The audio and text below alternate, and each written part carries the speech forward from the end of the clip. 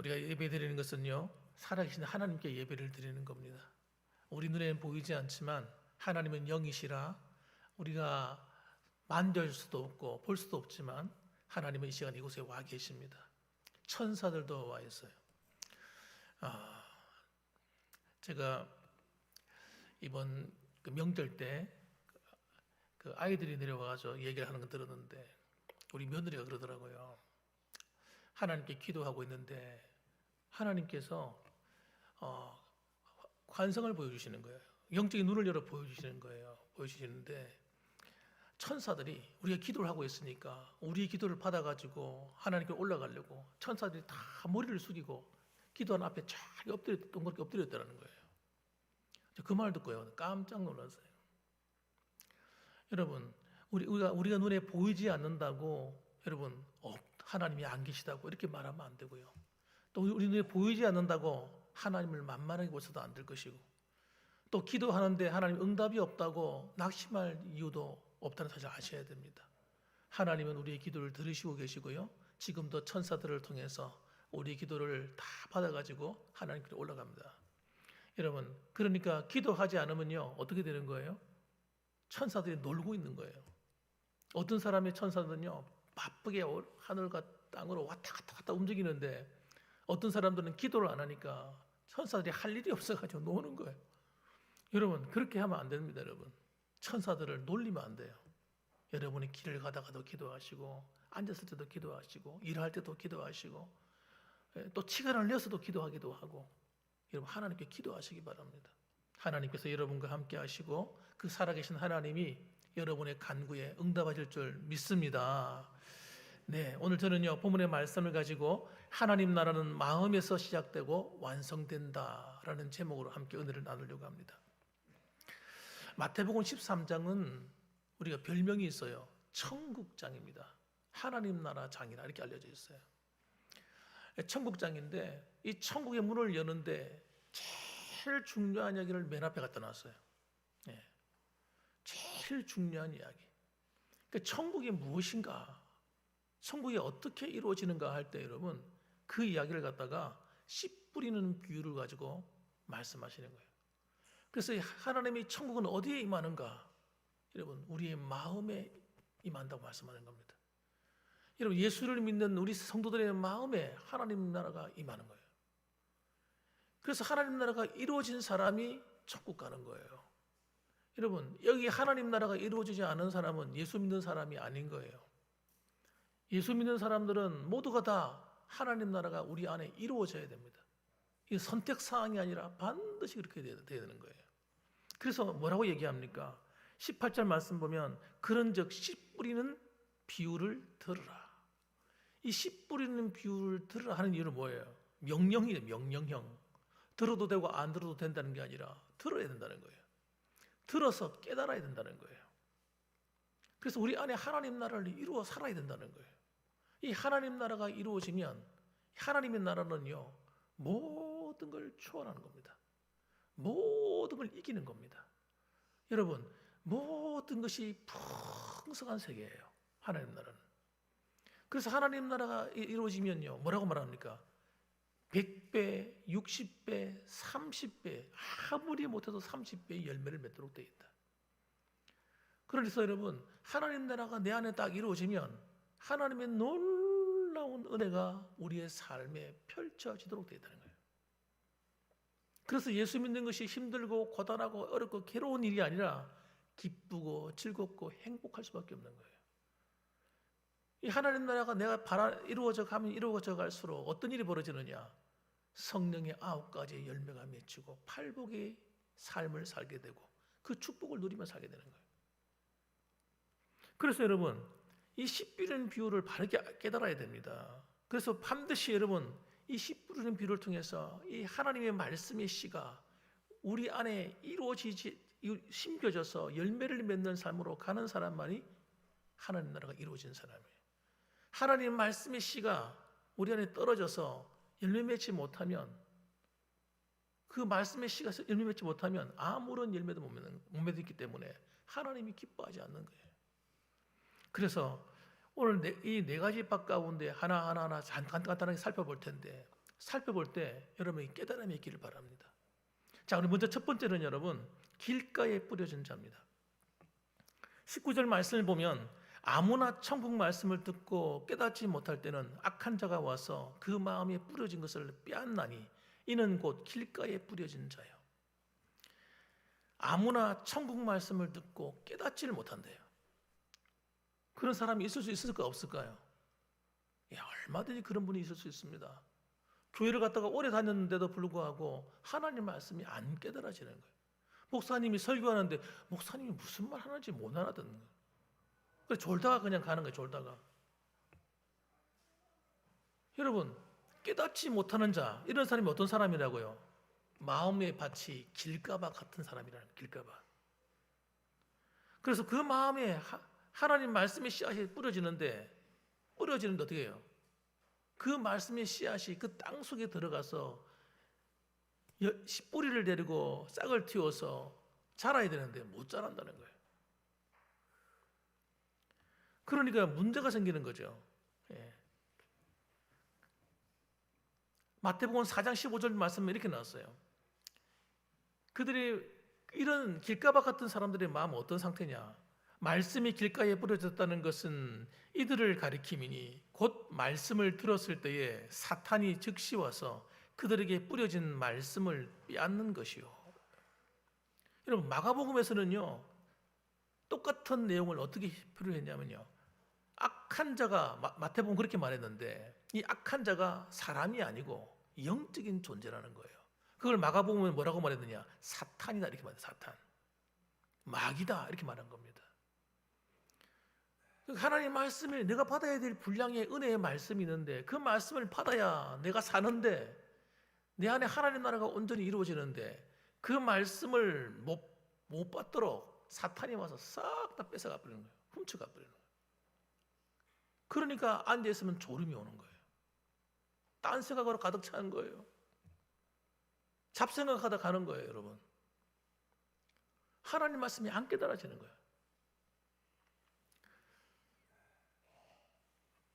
그렇기 때문에 하나님의 말씀이 내 안에 들어와서 내 안에 열매를 맺고 내게 놀라운 일이 일어날 수 있도록 내가 가만히 있으면 되는 것이 아니라 내 마음의 밭을 기경해야 되는, 기경, 갈아엎어야 되는 겁니다. 하나님께 문제가 있는 것이 아니라 내 마음 상태가 문제가 있기 때문에 내 마음을 고쳐먹는 시간이 반드시 되는 거예요. 예배 시간에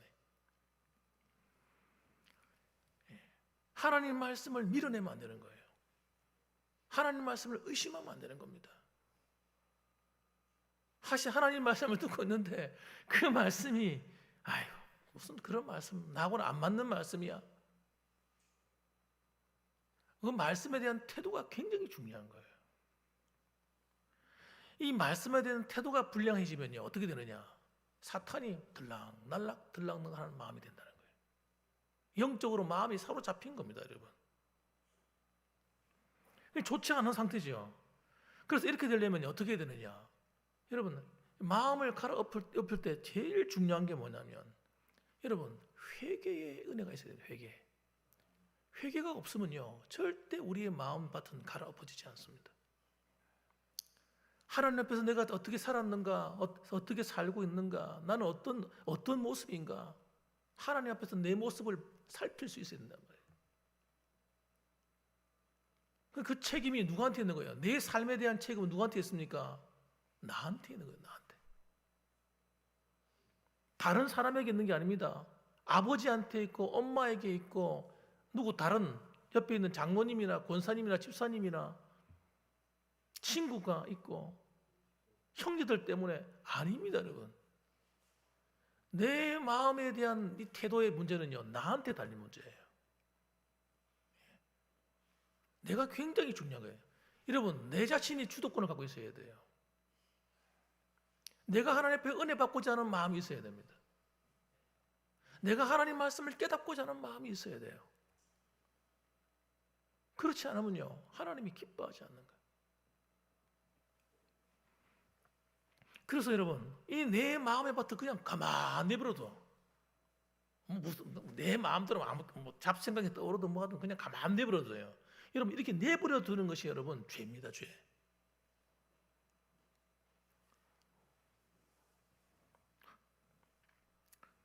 그래서 여러분 한 주간을 살아오면서도 오늘 예배를 시작하는데 제가 예배 순서에다가 내가 묵도 시간에 뭘 집어넣었냐면 참회의 시간 이런 걸 적어놨어요.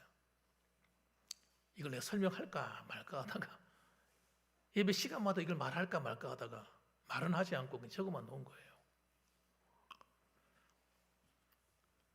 하나님께 나올 때 여러분, 하나님께 나올 때 여러분 우리는 우리 혈과 육으로 하나님께 나갈 수 없다는 걸 아셔야 됩니다.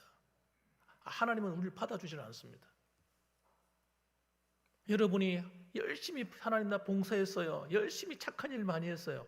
열심히 내가 기도했어요. 그렇다고 하나님 우리를 예배를 받아주는 게 아니에요. 하나님과 우리 사이의 예배가 성립되는 건요, 예수님이 십자가밖에 없습니다. 예수님이 십자가를 의지하지 않고는요, 우리가 하나님 앞에 나아갈 수가 없어요. 예배를 드리고 앉아 있는데 내 마음에 어린 양 예수 그리스도의 피가 발려져 있지 않으면 우리 예배가 공허한 예배가 되는 겁니다. 그럼 어떻게 내 마음에 예수님 피가 발리게 할 수 있습니까? 회개함으로 그렇게 될 수가 있습니다. 한 주간을 돌아보면서 내가 어떻게 살았는가 살펴보고, 혹시라도 하나님 보실 때 하나님 기뻐하지 않는 내 모습이 있지 않는지 살펴서 하나님께 회개하는 거예요. 회개할 때 예수님의 그 피로 나를 씻어 주시옵소서, 그 피로 정결하게 하여 주옵소서 하고 기도할 때 여러분 내 마음의 밭이 갈아엎어지는 거예요. 나도 모르는 사이에 여러분 내 딱딱하던 마음이 부들부들한 마음으로 바뀌는 겁니다. 다시 말하면 하나님 이 씨앗이 들어가기 위해서는 반드시 준비 작업이 있어야 되는데 로타리가 됐네, 로타리가. 여러분 예배 드릴 때 하나님 말씀을 들을 때 그냥 앉아서 말씀을 들으면 안 된다는 얘기를 하는 거예요.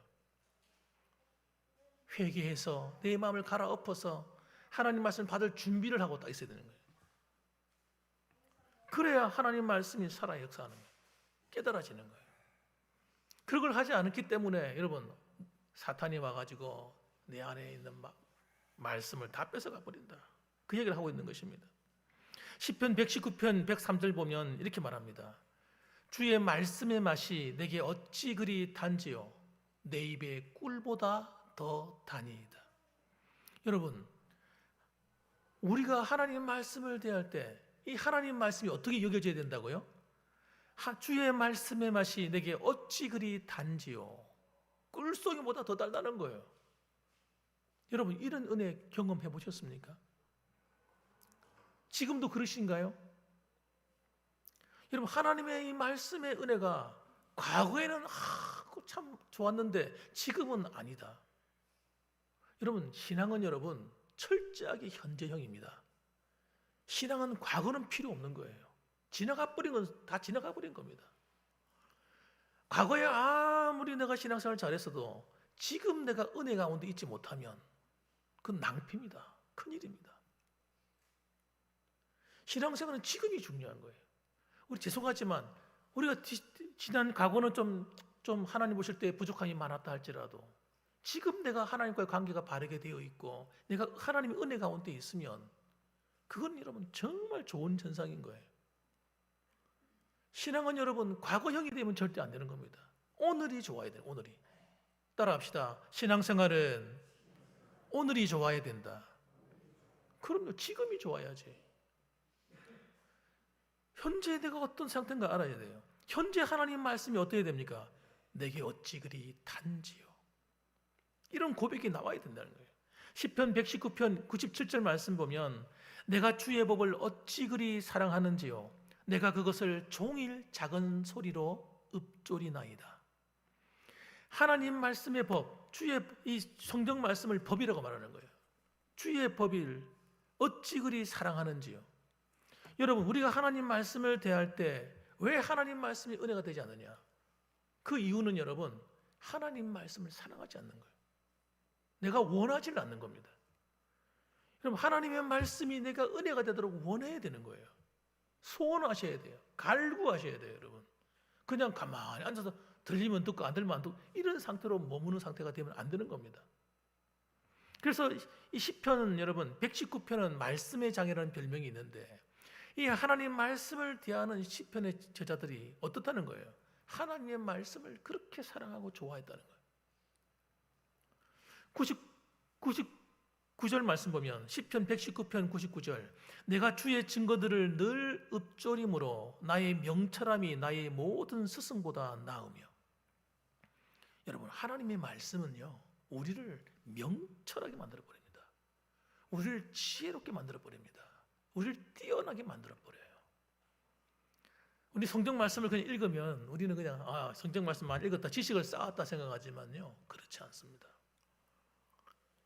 한 번도 남을 리더해 본 적이 없는 사람도 하나님 말씀을 늘 가까이 하면요 리더십이 생겨버려요.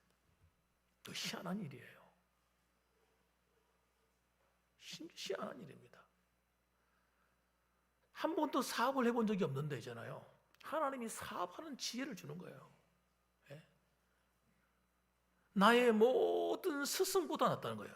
주의 말씀을 늘 가까이 하고 그 말씀을 읽고 읊조린다, 자주 읽고 자주 암송하고 이런다는 얘기잖아요. 시편 119편 100절 말씀은 주의 법도들을 지킴으로 나의 명철함이 노인보다 나으니이다. 노인은요 경험이 많은 사람을 말하는 겁니다. 세상을 살아가면서 경험이 있다는 건 얼마나 중요합니까? 살아보면서 경험이 없는 것보다 경험이 있으면요 그때그때 어떻게 해야 될지 일머리가 돌아가잖아요. 그런데 한 번도 내가 어떤 일을 해본 적이 없는데 내가 하나님 말씀들을 읊조리고 가까이 하고 암송하고 또 그 말씀들을 지켜나갈 때 내가 노인보다도 그 명철이 뛰어나게 된다. 와. 그렇기 때문에 여러분, 하나님 말씀은 우리의 영적인 유익뿐만 아니라 우리의 삶의 모든 일에 여러분 우리에게 엄청난 능력을 갖다 주는 것입니다. 그런데 왜 우리가 살아가면서 우리가 영적으로 뿐만 아니라 삶에 자꾸 지혜가 없어지냐면요, 하나님 말씀을 가까이 하지 않고 그 말씀대로 지키며 살지 않는 거예요.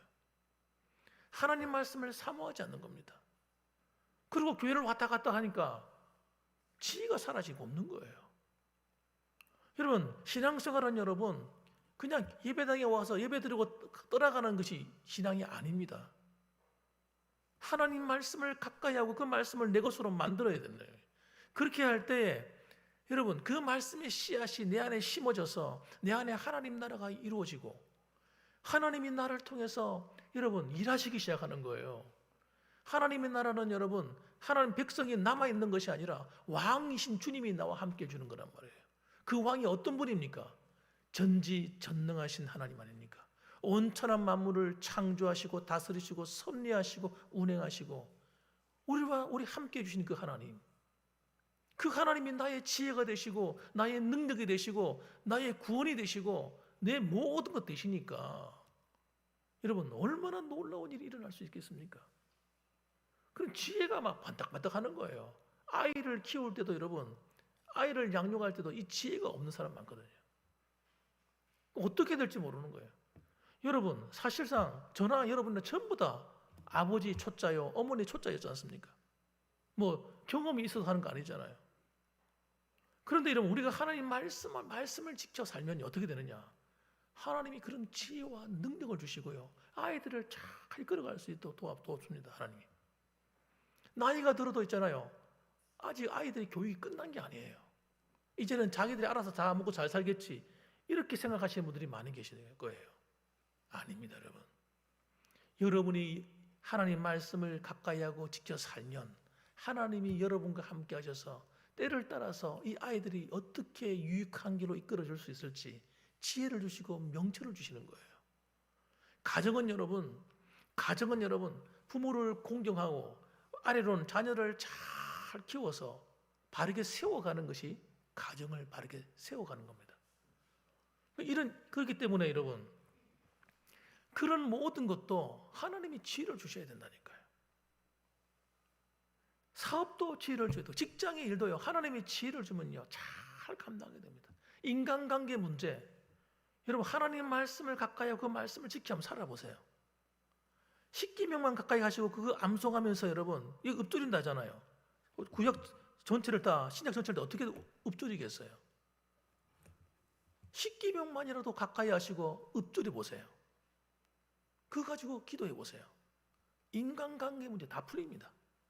다 풀려요. 하나님이 주신 은혜, 모든 약속, 축복의 문이 다 열려버려요. 이 십계명 가지고 기도하면. 그래서 여러분, 이 하나님 말씀이 내 안에 와서 그 말씀을 따라 살아야 되는데 그걸 못하도록 하는 거예요. 그래서 회개하지 않으면요, 우리 마음이 전부 다 길가밭처럼 되어버립니다. 길가밭처럼 되는 거예요. 그래서 신앙생활을 하는데 여러분, 신앙생활이 점점 깊어져야 되거든요. 영적인 생활은 여러분 점점 깊어져 가는 겁니다. 그런데 우리가 영적으로 정신 못 차리고 막 신앙생활 해버리면요, 예전에는 신앙생활 잘했는데 가면 갈수록 신앙생활이 엉망을. 그런 게 세상에 어디 있습니까, 여러분? 그래서 제가 하는 말은, 진짜 신앙은 언제 알 수 있느냐? 은퇴하고 나서부터 진짜 신앙이 드러난다. 저는 이렇게 생각합니다. 목사부터 시작해서 모든 성도들이, 여러분, 신앙에는 은퇴가 없잖아요. 안 그렇습니까? 신앙에 무슨 은퇴가 있습니까? 직분에 은퇴가 있는 거지. 우리가 직분을 내려놓으면서 했잖아요. 우리 신앙도 다 내려놓는 거예요. 큰일 날 일이죠. 그게 아니라, 여러분, 우리는 이제 하나님과 가까이 갈 시간이 되면 될수록 더 어떻게 돼요? 더 신앙이 깊어져 가지고 하나님 딱 만나야 되는 거예요. 안 그렇습니까? 그런데 은퇴하자마자 시간이 점점 신앙이 식어가지고 기도도 식고 다 식어, 성경도 읽는 것도 식어버리고 봉사하는 것도 식어버리고 다 식어가지고 하다가 그 다음에 하나님 만나러 가는 거예요. 그럼 어떤 일이 벌어지겠어요 도대체? 하나님께 혼날 일이 있지 않겠습니까? 그러면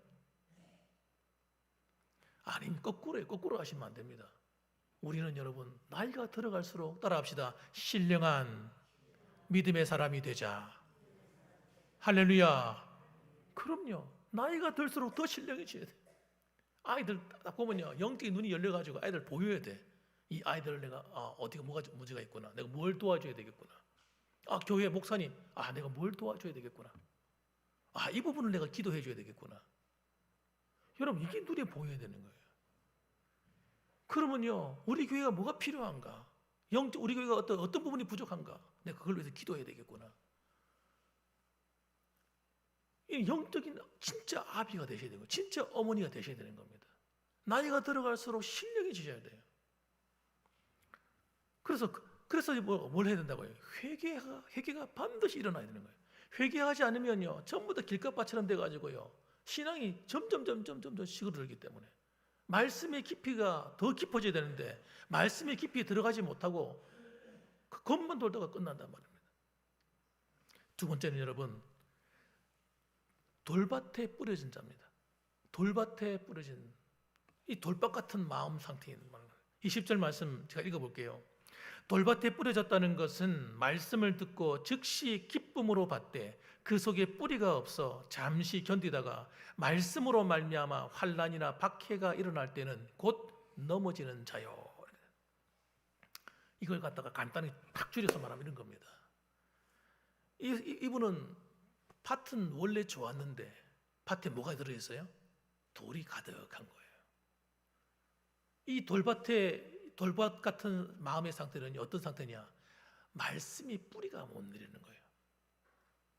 신앙생활을 오랫동안 하는데도 불구하고 말씀의 뿌리가 안 내려져 가지고, 신앙이 어떻습니까? 시험이 오면 넘어져 버리는 거예요. 어려운 일만 오면 넘어져 버려요. 원상태예요, 원상태. 처음 신앙생활과 똑같은 거예요. 잘 나가다가 넘어져가다가 또 원래도 돌아가 버리고, 또 열심히 하다 잘하다가 또 시험 들어 또 넘어져서 또 원래 돌아가 버리고, 발전이 없는 거예요. 뿌리가 안 내려져가지고. 왜 이렇게 됐습니까? 따라합시다. 마음의 밭을 관리하지 않았기 때문이다. 내 마음의 상태를 관리를 안 하는 거예요. 관리를. 내 마음의 주인은 나지 않아요. 나. 여러분, 남입니까? 다른 사람이 내 마음의 주인입니까? 물론 근원적으로 하나님이 나의 왕, 나의 주인이시지만은 내가 내 마음의 밭을 관리하지 않으면요, 돌 같은 게 가득해가지고요, 거기에 다 걸려 넘어지는 거예요. 뿌리가 내리지 못하는 거예요. 신앙은 반드시 뿌리를 내려야 됩니다. 그래야 성장하는 겁니다. 뿌리 내리지 못한 신앙은요, 대단히 위험한 신앙이에요. 예. 헛수고하다 끝날 확률이 되게 높습니다. 그래서 우리는 여러분, 뿌리 내리는 신앙이 되기 위해서는 어떻게 됩니까? 돌을 제거해야 됩니다. 돌을 빨리빨리 빼내. 돌이 다 걸리면요, 얼른 빼내야지. 돌 앞에 서가지고 돌 붙들고 막 헤매고 이러면 안 되잖아요. 아니, 농사 지을 때 돌이 있으면 그 가만히 두고 봅니까? 그 돌 하나 풀고, 아이고, 돌이 있네. 또 아이고, 이것도 돌이 있네. 이러는 사람 어디 있습니까? 돌 다 걷어내야지. 그래야 좋은 밭이 되지. 마찬가지입니다, 여러분. 내 신앙의 성장을 방해하는 것이 돌입니다, 여러분. 내가 늘 시험에 들고 걸려 넘어지는 게 있어요. 그게 내 돌입니다, 돌. 그 믿음이 안 자라는 거예요. 세상적인 즐거움에 지나치게 빠져 사는 사람은요, 그게 신앙 성장을 방해하는 돌이에요, 돌. 늘 인간관계가 약한 사람이 있어요. 인간관계가 약한 사람은요, 매일 돌아가면서 이 사람 때문에 시험 들어요.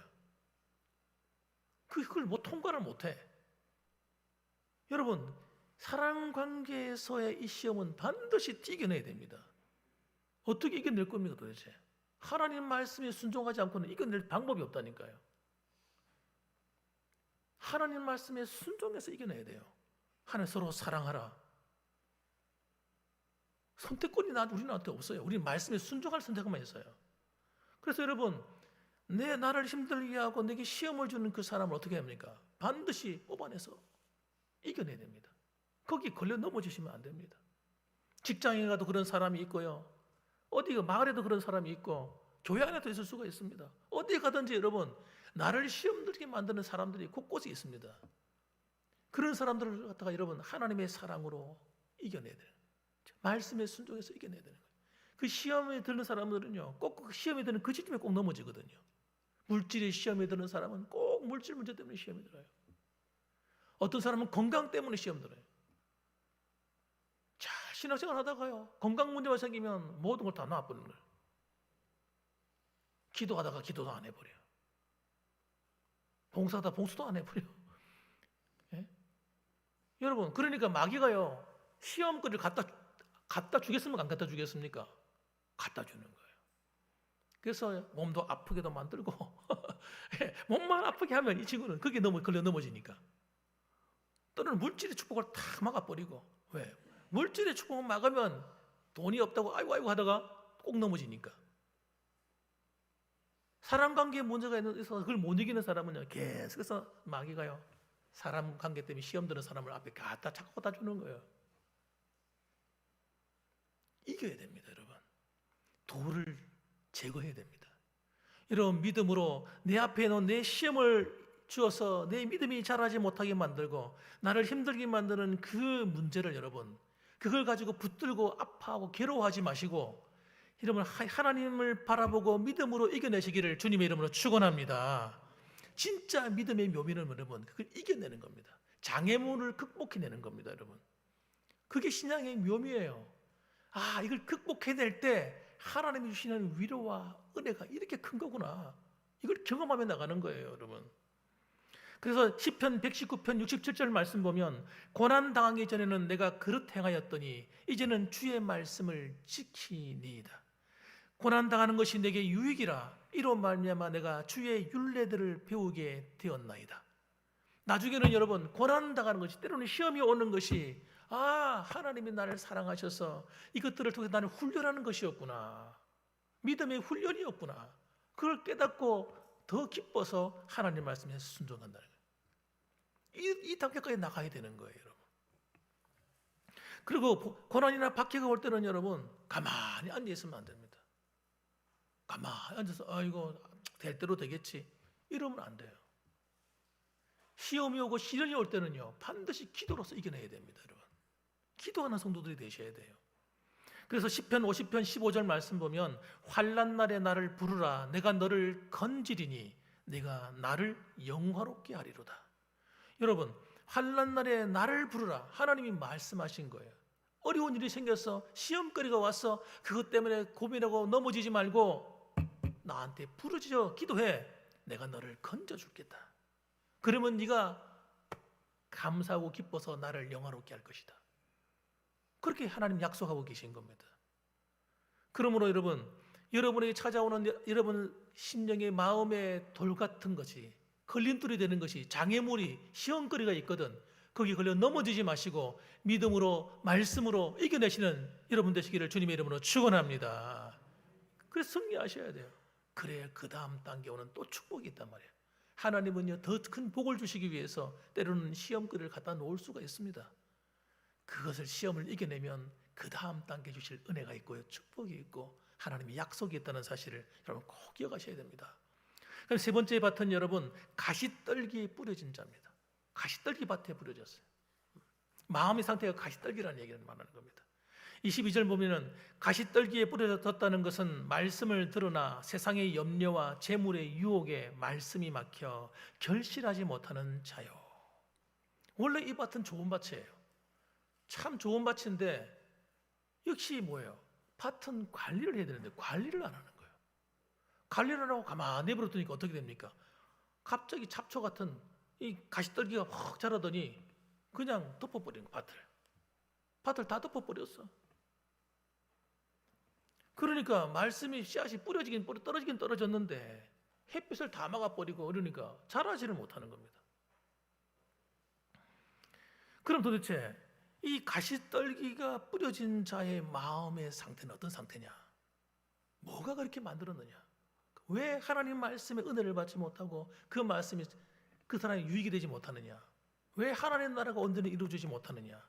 그 이유가 뭐라고 말합니까? 세상의 염려다. 재물의 유혹 때문이다. 이렇게 말하는 겁니다. 여러분, 세상의 염려, 재물의 유혹에 빠져 살아가는 성도들이 얼마나 많은지 모릅니다. 돈 때문에 여러분 염려하고 걱정하고 돈 때문에 여러분 벌벌벌벌 떠는 사람. 그래서 이런 사람들이 유혹에 쉽게 빠져요. 쉽게 빠져. 욕심에 빠져가지고.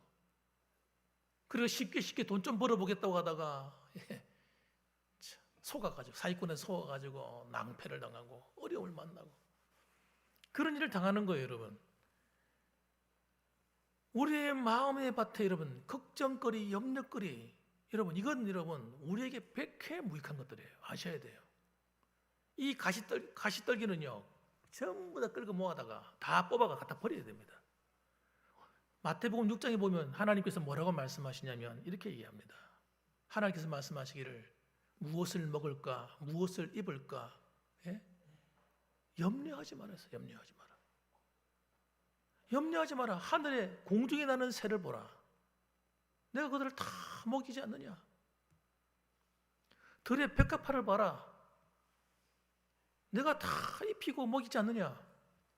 솔로몬의 영광도 그 들에 나는 풀의 꽃의 영광보다도 못하다고 그랬어요.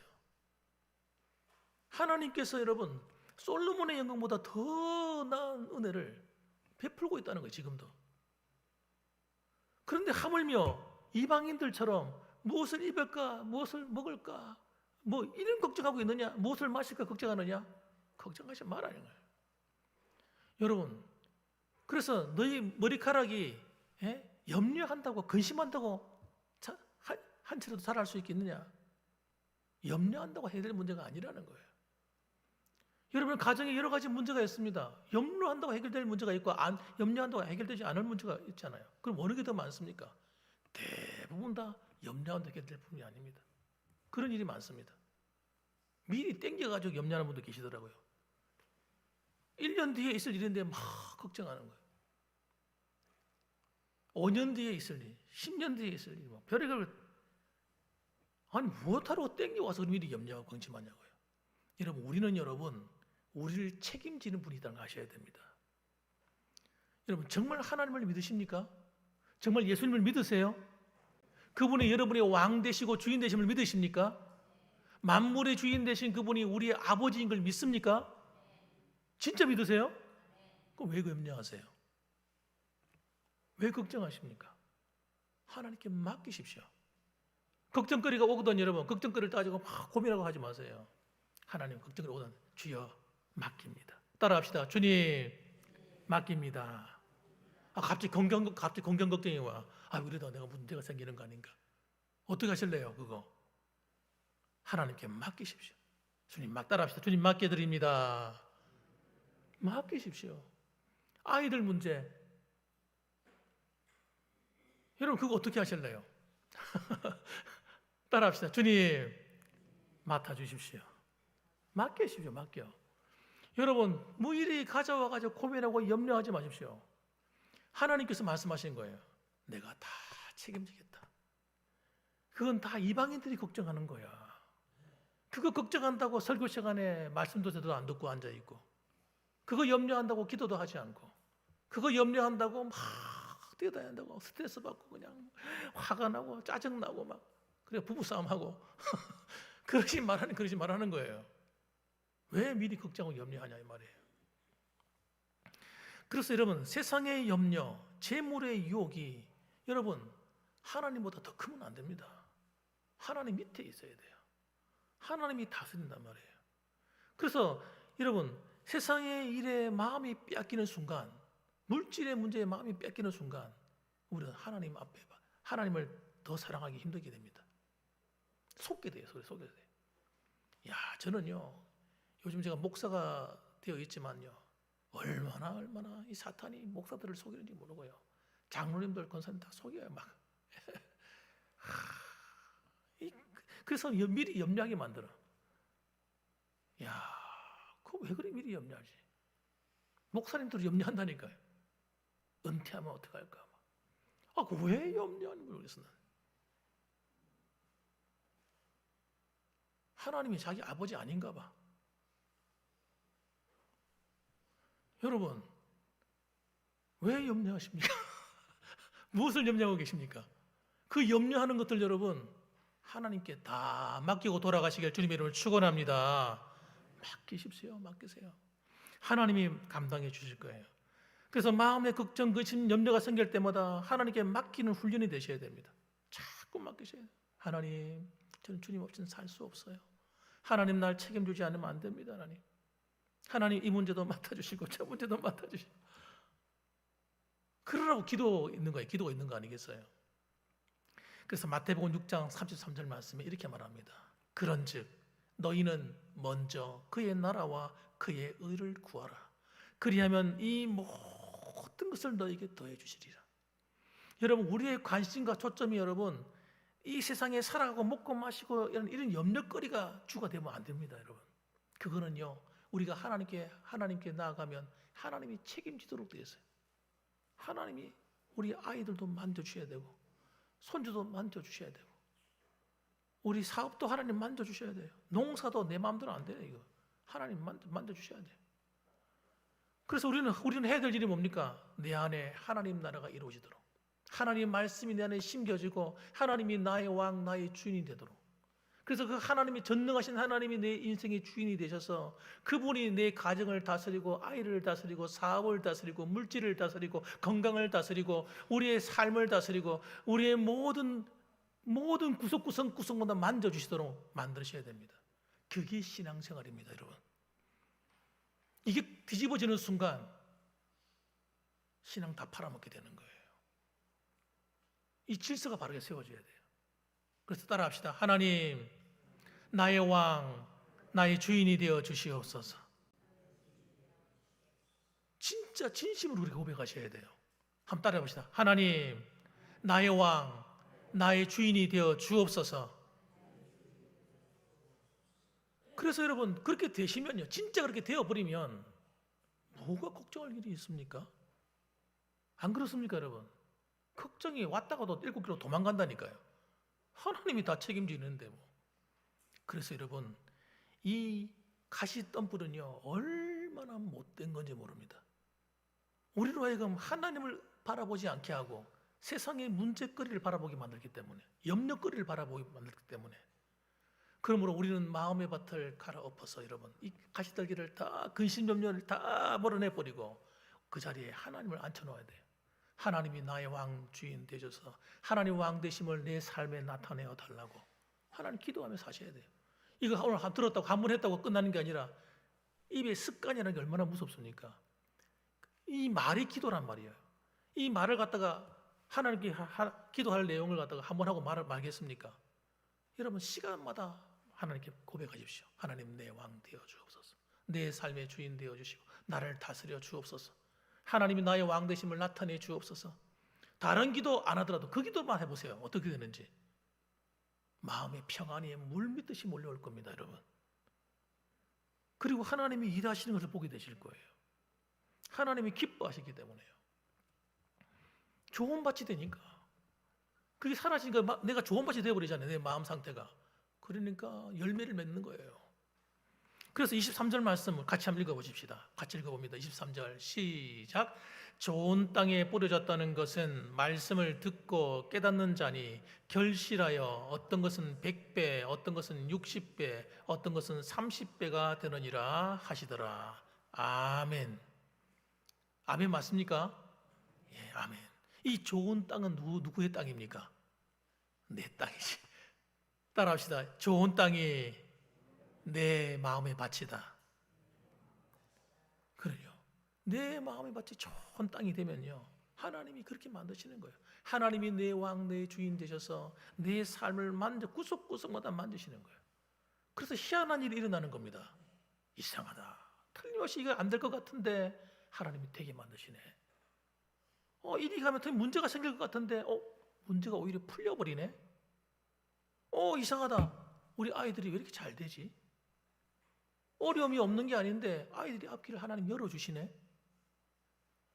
여러분, 이런 하나님의 돌보시는, 하나님의 내 삶을 다스리시는 경험을 하게 된다니까요.